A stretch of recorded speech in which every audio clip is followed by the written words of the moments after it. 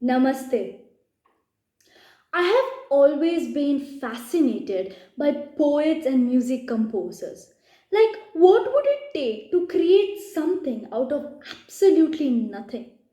Today, poets have guidelines and other poems to refer to. But the person I'm going to talk about today was the first ever poet that the world has ever seen. This poet gave a consciousness to the age old civilization of Sanatan Dharma.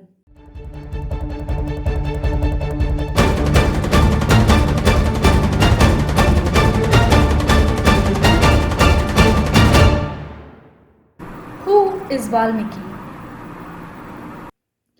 Unlike Vyasa, Valmiki did not write anything about his own life, except for the instances where he appears in Ramayana. However, the story of Valmiki that is quite popular can actually be found in the Puranas, and the story goes like this.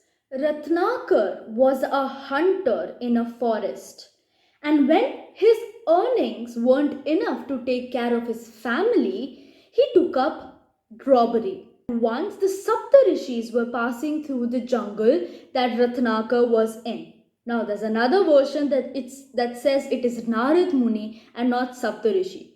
But the story is the same. So we are going to stick to the Saptarishis.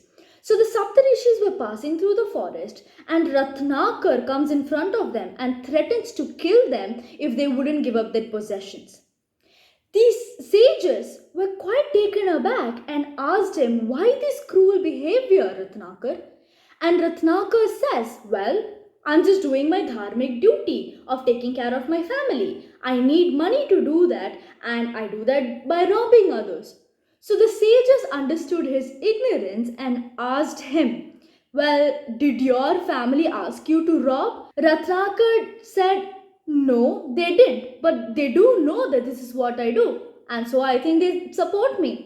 So the sages ask him, "You are committing sins by robbing other people. Do you think the family that you do this for would also share your sins?" And that's what hits Ratnakar. He goes back home and asks his family, "Will you share my sins? Because after all, I do this for you, to take care of you all." But to his utter shock, they all denied and they said, "Well, it is your duty to take care of us. And how you do it or what path you choose to do it is your own. So I'm sorry, but I cannot share your sins." And that is the exact moment that Ratnakar understands the nature of life. Similarly, for us too, we and only we are responsible for our actions. Now, coming back to the story of Ratnakar, having realized this cruel nature of life, he goes back to the rishis and falls at their feet after realizing his mistake.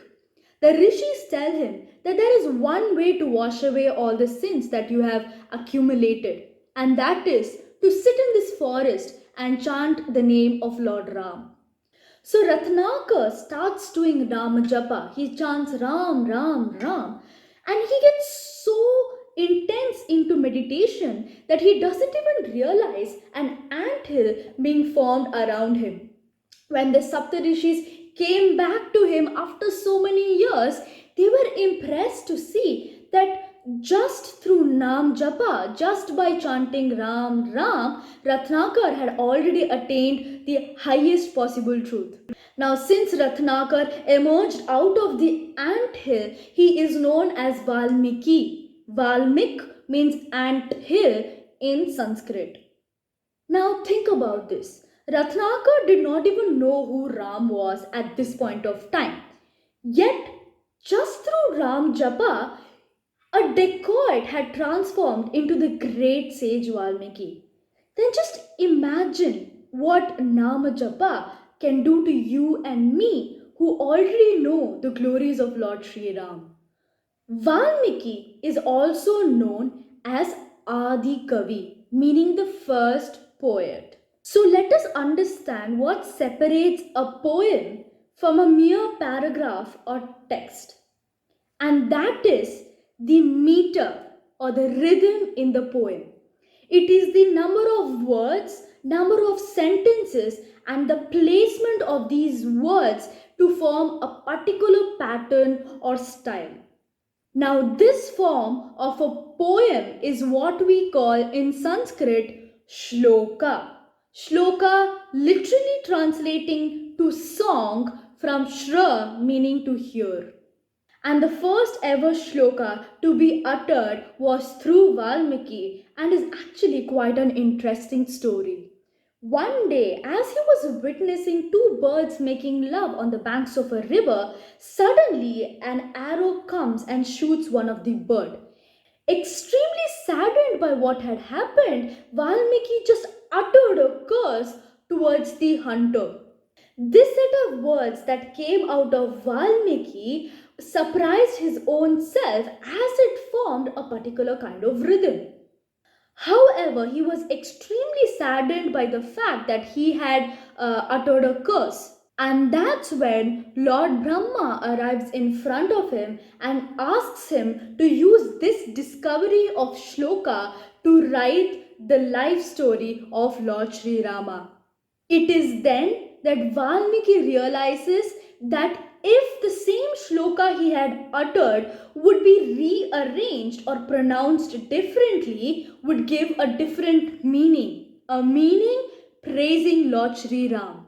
The verse that Valmiki uttered goes मानिषादप्रतिष्ठां त्वमगमः शाश्वती समाः यत्क्रौञ्चमिथुनादेकम् अवधीकाममोहितम्. Wasn't that so beautiful to hear? This initially meant as a curse. However, if you read it differently by switching the exclamations in the shloka, it would mean Hey Mani Shada, meaning Srinivasa, attain glory for all time to come, since you killed the evil one of the Krauncha pair. In this shloka, the evil one refers to Ravana, and so through his first shloka uttered, he had already glorified Lord Sri Ram and gave the core of what Ramayana is. However, one must be careful and understand that this is only the first shloka to be uttered in Sanskrit and not the first shloka of Ramayana itself. Right before this incident, Valmiki had heard from Narad Muni about a person called Rama who embodied the ideal characters of a Purushottama. So, having known the past story of Lord Rama, the discovery of Shloka, and Lord Brahma's blessing that the future events of Lord Sri Rama would be revealed to Valmiki, Valmiki sets out to write the first ever poem to be written, the life story of Lord Sri Rama, the Ramayana.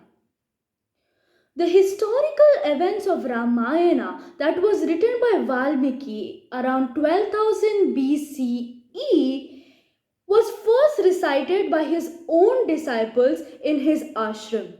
Since then, Ramayana has been passed down from generations to generation and is still recited in every Hindu household. Now, isn't that fascinating? To know that this Ramayana that we hear from our parents and grandparents is actually something that our ancestors have been listening to and have been following. Doesn't that make it an asset, a treasure of our civilization? In fact, it is Brahma himself who blessed Valmiki by saying that as long as there are mountains and as long as there are oceans, Ramayana would still be recited in every household until mankind exists. Through Ramayana, Valmiki did not just write down the historical events that took place. In fact, he wrote down the symbolism of Rama being our own consciousness. It thus embodies the values of an ideal character. It is the journey of human life through mistakes, realizations, rediscovery of one's own self. It is the journey of this life to become one with that supreme self. Sage Valmiki thus gave this civilization a direction and a new consciousness in the form of Lord Sri Rama's story. That's it for today, and I hope we learned something from this video. So please do support us by liking and subscribing, and don't forget to share so that we can spread this knowledge. So, Namaste and Jai Hind.